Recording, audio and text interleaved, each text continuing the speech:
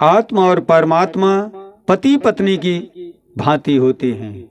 हे प्रेम साथियों, आत्मा और परमात्मा हमारे शरीर में मन बुद्धि बनकर पति पत्नी की भांति रहते हैं।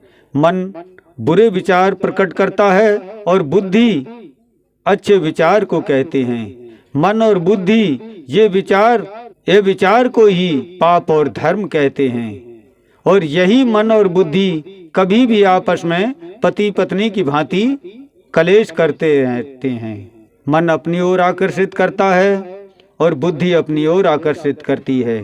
ये दोनों ही आत्मा परमात्मा के रूप में मन बुद्धि बनकर हर शरीर में रहते हैं।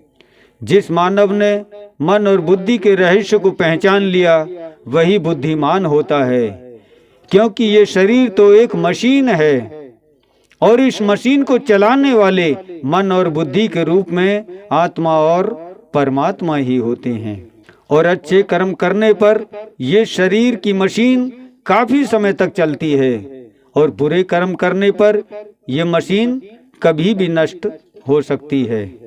इसलिए मन और बुद्धि के भगवान को पहचानो, क्योंकि मन के शैतान से बड़ा कोई योद्धा नहीं हो सकता और ना ही कोई मन की हत्या कर सकता है। मन को सिर्फ बुद्धि के परमात्मा द्वारा कैद किया जा सकता है, उसकी हत्या नहीं हो सकती। और जिस दिन मन की हत्या हो जाएगी उस दिन बुद्धि भी जिंदा नहीं रह सकती, क्योंकि मन और बुद्धि आत्मा परमात्मा दोनों एक ही रूप होते हैं और मन और बुद्धि की आज्ञा का पालन करना ही शरीर का धर्म होता है।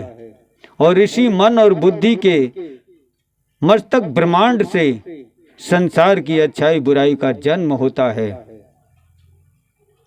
अगर मन और बुद्धि का संतुलन बिगड़ गया तो शरीर की क्रिया भी खतरे में पड़ जाती है, क्योंकि मन बुद्धि शरीर आत्मा ये सब ईश्वर की अमानत होती है। इसलिए मन बुद्धि को पहचानते हुए सत्य कर्म करना ही ईश्वर का आदेश होता है।